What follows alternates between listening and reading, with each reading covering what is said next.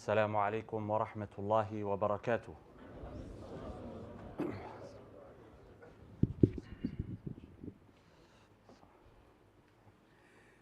الله أكبر الله أكبر الله أكبر الله أكبر. أشهد أن لا إله إلا الله. أشهد أن لا إله إلا الله.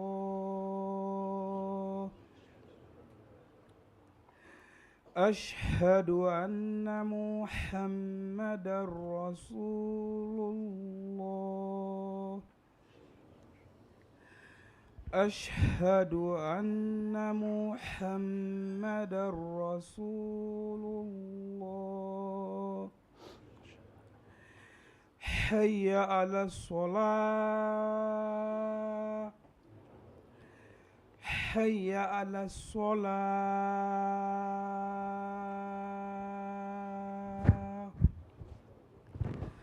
حي على الفلاح.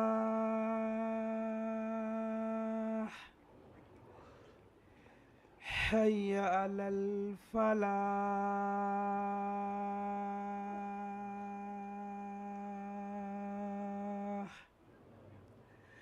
الله أكبر الله أكبر. لا إله إلا الله.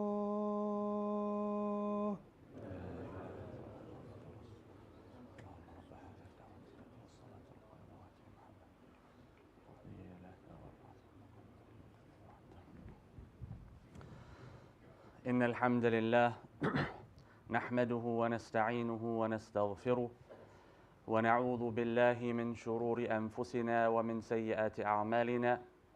من يهده الله فلا مضل له ومن يضلل فلا هادي له، وأشهد أن لا إله إلا الله وحده لا شريك له، وأشهد أن محمدا عبده ورسوله.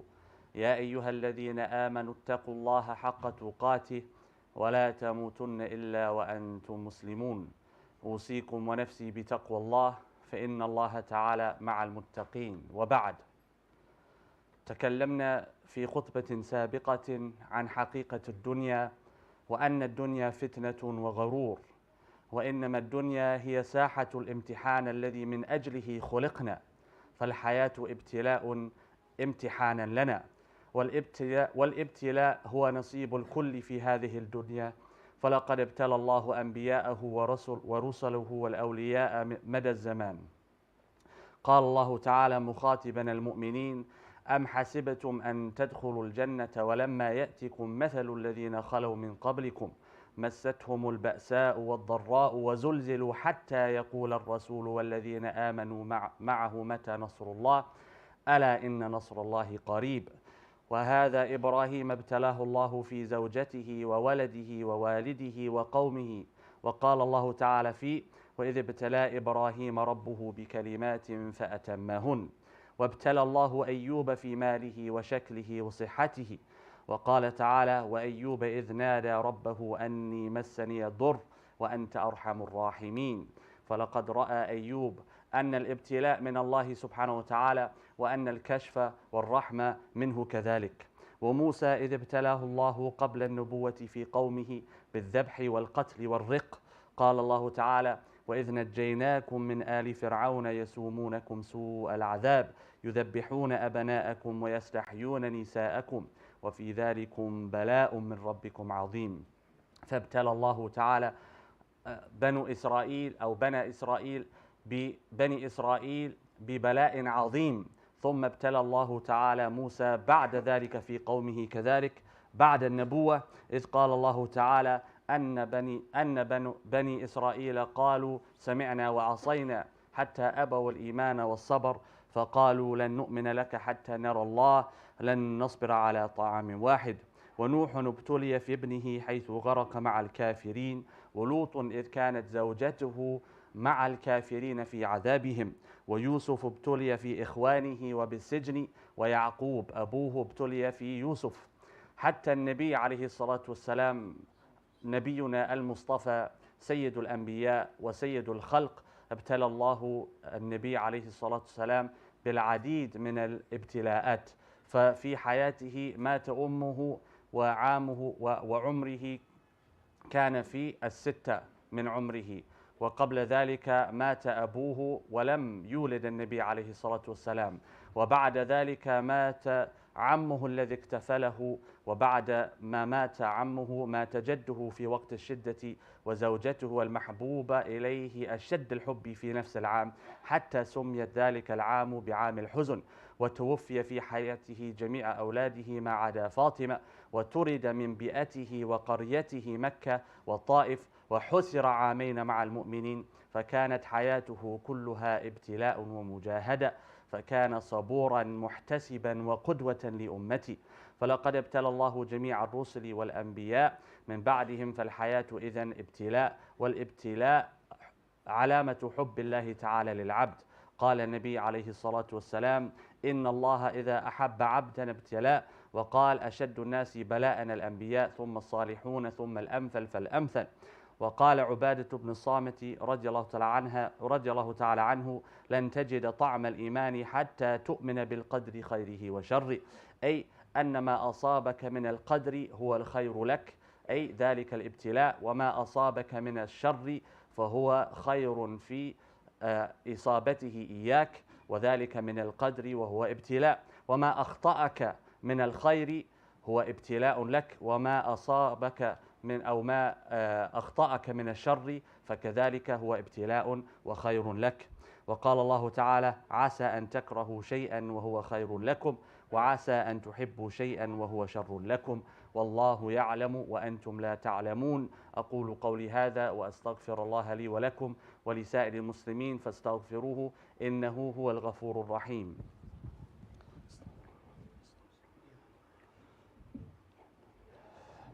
الحمد لله وحده، صلوات ربه وسلامه على أشرف الأنبياء ومن بعد.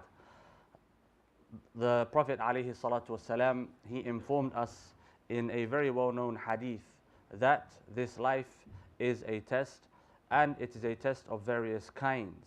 And the Prophet عليه الصلاة والسلام, he informed us that being tested is in fact a sign of Allah subhanahu wa ta'ala's love for his slave. The Prophet عليه الصلاة والسلام, he said: إذا أحب الله العبد ابتلاه. If Allah subhanahu wa ta'ala loves a servant, he tests him. And when we look to our history, i.e. the history of the believers and the history of mankind, we find that Allah subhanahu wa ta'ala tested the believers, tested the messengers, tested the awliya, tested the followers of the messengers, and so on and so forth. In fact, Allah subhanahu wa ta'ala gives us an example, and he was speaking, Allah subhanahu wa ta'ala, to the Prophet and to the followers of the Prophet at the time, the Sahaba. When Allah subhanahu wa ta'ala, he said: أم حسبتم أن تدخلوا الجنة ولما يأتكم مثل الذين خلوا من قبلكم. Do you think that you are going to enter paradise without being tested like those who came before you were tested? مستهم البأساء والضراء وزلزلوا حتى يقول الرسول والذين معه متى نصر الله. They were tested with affliction, with loss, with increase as well, because increase is a test. Umar al-An, after the death of the Prophet ﷺ, when the treasures came to him, he saw it as a test. And that's perhaps the test that we are afflicted with in the West. They said, when is the victory of Allah? They were tested to a degree that they said, when is the victory of Allah? And Allah subhanahu wa ta'ala, he says, Inna nasrullahi qareeb, that the nasr of Allah subhanahu wa ta'ala is close. And if we look to the prophets, what Allah subhanahu wa ta'ala tells us about them in the Quran, Allah subhanahu wa ta'ala tells us that Musa alayhi salam was tested. Musa alayhi salam was tested in his people, Banu Israel. How many times do we read about the sin of Banu Israel, the rebellion of Banu Israel, the refusal to follow Musa alayhi salam, even though Musa came with clear signs. And Allah subhanahu wa ta'ala informs us that their shi'ar, their motto became Sami'na wa asayna. We hear but we disobey. And that's in contrast to the motto of the Sahaba, who used to say Sami'na wa ata'na. We hear and we obey. And Allah subhanahu wa ta'ala tested Musa with a people that refused to follow him. Whereas the Prophet ﷺ was blessed with a people who would follow him into the depths of the ocean. Ali radiallahu ta'ala, he was famously asked, why is it that our situation is like this? Our situation is not like the situation of Umar and Uthman who came before you, radiallahu ta'ala an al-jami'. And Ali, he said, because I was tested with followers like you. And so the followers can be a test for the leader, and likewise the leader is a test for the followers. And we see that in our time today. Ibrahim was tested in his wife, in his children, in his father, in his sister. He was tested with the power of a king standing in front of him and claiming to be a god, and so on and so forth. Allah subhanahu wa ta'ala, he says about Ibrahim, وَإِذِ ابْتَلَى إِبْرَاهِيمَ رَبُّهُ بِكَلِمَاتٍ فَأَتَمَّهُنْ, that Allah subhanahu wa ta'ala tested Ibrahim throughout his life, and Ibrahim, each and every time, he passed the test. Allah subhanahu wa ta'ala tested Ayub, and Allah subhanahu wa ta'ala tested Ayub in a test which was different to some of the other prophets that came before and after him. Ayub alayhi salam was tested with health. He was tested with a skin condition. He was tested with loss of wealth. He was tested in his family. Ayub, he said, Allah subhanahu wa ta'ala tells us, وَأَيُّوبَ إِذْ نَادَى رَبَّهُ أَنِّي مَسَّنِيَ الضُّرُّ وَأَنْتَ أَرْحَمُ الرَّاحِمِينَ. Ayub, he turned to Allah subhanahu wa ta'ala and he said, affliction has come to me and you are Arhamur Rahimin. So he gave us the example, as he knows as a prophet, but he gave us the example that this test is from you, O Allah, and you are Arhamur Rahimin, i.e. you are the most merciful of merciful, and any relief from this test is only through your mercy. Musa alayhi salam, he was not only tested before prophethood in his people, when Allah subhanahu wa ta'ala, he tells us, وَإِذْ نَجَّيْنَاكُمْ مِنْ آلِ فِرْعَوْنَ, that we saved you, O Banu Israel, from Ali Fir'aun. What was the test of Fir'aun to Banu Israel? They would kill the sons and they would leave the women folk and the daughters just alive so that they could take them as slaves and servants and use them, etc. A great test, Allah subhanahu wa ta'ala tells us. And then Musa was tested after prophethood with the people of Banu Israel. And why Allah subhanahu wa ta'ala mentions Banu Israel so much in the Quran. And some of the ulama, in fact, they say that all of the bad character traits that a person can possibly have in this life can be found in Banu Israel. They were enslaved by Fir'aun. They were hungry. They were kept thirsty. Their sons were killed. They were oppressed. They were not given rights, and so on and so forth. Musa alayhi salam, he came along and he freed them from Fir'aun. And what did they do a short time after? They built a golden cow or calf and started to worship it. When Musa alayhi salam took them out into the desert away from Egypt, and he told them, this is the promised land, go into it, your Lord commands you to go in. What did Banu Israel say? They said, you and your Lord go. اذهب أنت وربك فقاتلا إنا هاهنا قاعدون. We're going to stay here. You and your Lord go and fight. And they said to Musa alayhi salam, لن نصبر على طعام واحد. Allah subhanahu wa ta'ala blessed them with food from the heavens. But yet they said, we cannot be patient with one food. Give us more food. We need more. We need onions and lentils and potatoes and so on and so forth. Sounds familiar. Sounds like the sickness that has started to affect the Muslims in the West. But the point of this khutbah is that Allah subhanahu wa ta'ala tests his servants and tests the prophets and tests those that come after the prophets. Nuh alayhi salam was tested in his son. His son drowned with the disbelievers. And Nuh alayhi salam turned to Allah subhanahu wa ta'ala and called upon Allah subhanahu wa ta'ala about his son. And Allah subhanahu wa ta'ala said, don't ask about that which you should not be asking. He said, I seek refuge in you, Allah, and forgiveness from being from the people of ignorance. Nuh alayhi salam was tested in his son, and Lut alayhi salam was tested in his spouse. Likewise, Asya tested in her spouse. Fir'aun was an oppressor, Asya was a believer. Lut alayhi salam was a prophet, but yet his wife was punished with the people that were engaged in the act of sodomy and so on and so forth. And some of the ulama, they give an interpretation for the reason of that, which is not the point of this khutbah. Allah subhanahu wa ta'ala, he tells us that Yusuf alayhi salam was tested in his brothers, his own brothers, his older brothers that were supposed to look after him and care for him. He was tested in them. Likewise, they were tested in him with jealousy. with favoritism of his father. Yaqub alayhi salam was tested in Yusuf. He lost his son Yusuf for years, for decades, and he kept his hope in Allah subhanahu wa ta'ala. He didn't give up. And we find likewise that the greatest of prophets, the greatest of creation, our prophet, and the prophet of all prophets, the master of prophets, Al-Mustafa alayhi salatu wasalam, was tested the most out of all of creation. Allah subhanahu wa ta'ala took his father away, i.e. his father passed away, and the Prophet alayhi salatu wasalam was not yet alive. His mother passed away after 6 years. His grandfather passed away after 8 years. His uncle, who took over the care for him, passed away in the most severe year of the Prophet ﷺ's life. Khadija radiallahu anha, his most beloved wife, passed away in the same year. And that year was later referred to by the historians as Amul Huzun, the year of extreme grief. Why? Because his internal and external support both passed away. He was kicked out by his people in Mecca. He was kicked out and pelted, and he was pelted so badly he started to bleed in Ta'if. But yet the Prophet ﷺ continued. The Prophet ﷺ didn't give up. The Prophet ﷺ didn't start to feel sorry for himself. The Prophet ﷺ didn't start to question his relationship with Allah subhanahu wa ta'ala. When he was kicked out of Ta'if, he turned to Allah subhanahu wa ta'ala and he said, as long as you are pleased with me, Ya Allah, I don't care what happens to me. And that's Iman. Unfortunately today, we have people, they believe in Allah subhanahu wa ta'ala so long as life is going in their favor. They believe in Allah subhanahu wa ta'ala so long as they have money in their pocket, or they have a good spouse, or they have good children. They believe in Allah subhanahu wa ta'ala so long as their health is okay. And at the moment something goes wrong, they attribute this to their belief in Allah subhanahu wa ta'ala. I'm praying, why is this happening to me? I'm giving sadaqah, why is this happening to me? As if they don't understand that the Prophet ﷺ, he said, إِذَا أَحَبَّ اللَّهُ الْعَبْدَ ابْتَلَاهُ. If Allah subhanahu wa ta'ala loves a slave, he tests him.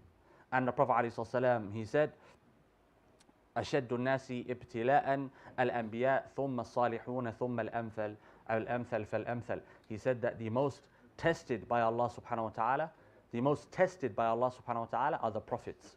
And then the righteous. And then those below the righteous, and those below the righteous, and those below the righteous, etc., etc. This life is a test. There is nothing else in this life except to be tested. Some of the ulama, they say, مادة الحياة الابتلاء, that the bricks and the mortar that were used to make this existence that we currently exist within are called test. Just like the walls are made by bricks, this life is made by tests, one test after the other. And Ubadah ibn Samit radiallahu anhu, he said, لن تجد طعم الإيمان حتى تؤمن بالقدر خيره وشره. And this is of course coming from the famous hadith of the Prophet ﷺ, where the Prophet ﷺ, he said, from the pillars of Iman is to believe in the qadr, and تؤمن بالقدر خيره وشره, the good of it and the bad of it. But many may ask, what is the good of the qadr and what is the bad of the qadr? Ubadah ibn Samit, he says, you will not taste the sweetness of Iman until you believe in the good and you believe in the bad. And the ulama, they explain that the good is that which comes to you, whether you perceive it to be good or don't perceive it to be good. Khalid ibn al-Walid, he said, if I wake up and my limb is missing, I won't care, la ubali, because I know that this is from the qadr of Allah subhanahu wa ta'ala. And the qadr of Allah subhanahu wa ta'ala for his slave can only be good. So if you lose your wealth, if you lose your health, if you lose your car, if you lose your child, if you lose anything in this life, or if you gain something in this life, it's good for you. Why? Because that's what Allah has decreed for you.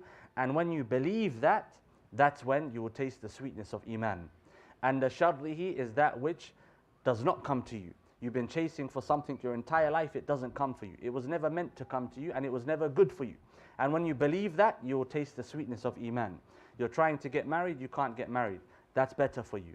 You're trying to get a job, you can't get that job. That's better for you. You're trying to become rich, but you're still poor. That's better for you. And for many, that's difficult to accept. But that's the reality. Why? Because that which Allah subhanahu wa ta'ala decrees for us is better for us, and it's a test. Your wealth is a test, your health is a test, your life is a test, your spouse is a test, your children are tests. Everything in this life, Allah subhanahu wa ta'ala has given us or has not given us is a test, nothing else. The Prophet ﷺ, he informed us over and over again about the reality of this life, that this dunya is a test. Allah subhanahu wa ta'ala informs us over and over again throughout the Quran that this life is a test, this life is defeatful, etc. The only thing that's missing is for us to internalize that point. Allah subhanahu wa ta'ala, He says, عَسَىٰ أَن تَكْرَهُوا شَيْئًا وَهُوَ خَيْرٌ لَكُمْ وَعَسَىٰ أَن تُحِبُّوا شَيْئًا وَهُوَ شَرٌ لَكُمْ وَاللَّهُ يَعْلَمُ وَأَنْتُمْ لَا تَعْلَمُونَ. Perhaps you may dislike something, but it's good for you. Perhaps you may like something, but it's bad for you. Allah knows and you do not know. وَاللَّهُ يَعْلَمُ وَأَنْتُمْ لَا تَعْلَمُونَ. Allah knows and you do not know. And when you accept that fact, and you accept that Allah knows and you do not know, and you internalize that, and you accept whatever comes to you as being from Allah, and so therefore being good for you, and you accept that which does not come to you, did not come to you because Allah did not decree it for you, and therefore it is not good for you, that's when the sweetness of Iman enters this life. And that's when we realize that we all have been granted equal opportunity for reward by Allah subhanahu wa ta'ala, even if we do not have equal status, equal material goods, equal wealth, equal health, equal height, color, all of these things where we find there are differences in life nowadays, the way you're treated, the way you're looked at, the way you're viewed. There is equality of opportunity. To be patient with that which you have been given, to be grateful for that which you have been given, and to utilize it in a way which is pleasing to Allah subhanahu wa ta'ala, and that is the test. May Allah subhanahu wa ta'ala allow us to pass this test. May Allah subhanahu wa ta'ala allow us to be from those who utilize that which they've been given in a way pleasing to Him, and keep us away from utilizing that which is displeasing to Him or being involved in that which is displeasing to Him. Allahumma salli ala Muhammad wa ala ali Muhammad kama sallaita ala Ibrahim wa ala ali Ibrahim innaka Hamidun Majid wa arda Allahumma an Abi Bakr wa an Umar wa an Uthman wa an Ali wa an sa'ir sahabati ajma'in. Allahumma tub alayna wa afu anna. اللهم تب علينا واعف عنا. اللهم وفقنا لما تحبه لنا وترضاه يا رب العالمين. اللهم استخدمنا ولا تستبدلنا. اللهم لا تجعلنا من الظالمين لأنفسنا ولا لغيرنا. وأقم الصلاة.